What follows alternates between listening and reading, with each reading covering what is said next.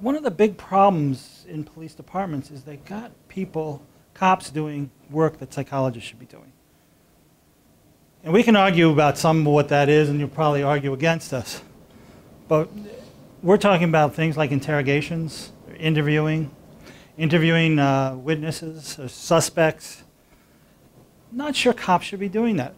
You know, cops are taught, most cops in this country have been taught the read technique, which is a very aggressive technique.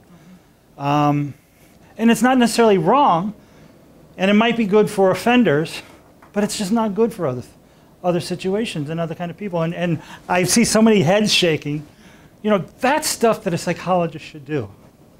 You know, when you got gang kids coming in and so forth, yeah, bring them in, pound them a little bit, get them to, you know, not physically pound them, but pound them a little bit, get the information out of them. But when you've got a woman coming in whose child has been hurt, that's when a psychologist should be sitting down with them. That's not what happens. A properly trained psychologist, which is going to happen because it's what Jim's doing. That's why I say when you need a police psychologist in every precinct. And I'm telling you, if you're competent, it doesn't matter whether you're in-house. What has been most problematic is TV, movies, because the psychologists are either wearing a red dress and sleeping with every officer in the precinct, and I hate the red dress, or it's a crazy wacko guy who's biting off noses like Silence of the Lambs, which I prefer that technique to the red dress. So.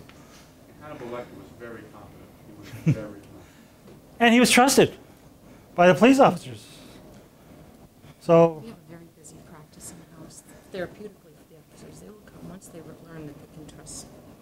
You had that, or? I see them. Oh, okay. Quite regularly, without a problem. This is how it works. Turn some away, not enough time. She's saying that she's had a practice in-house for police officers, and that they come. Now, there's options.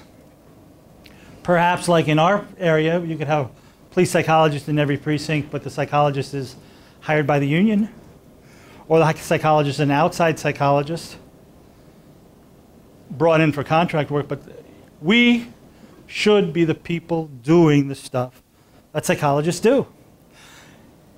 And I'm going to compliment these guys, even though I really feel I shouldn't, but these are the kind of guys that really make this happen. Police officers who retire and become psychologists. They're the ones that are going to make it happen, because they're going to be the ones in-house who can sit and talk to a witness, who can sit and talk to a victim. They're going to be the ones that can make this happen.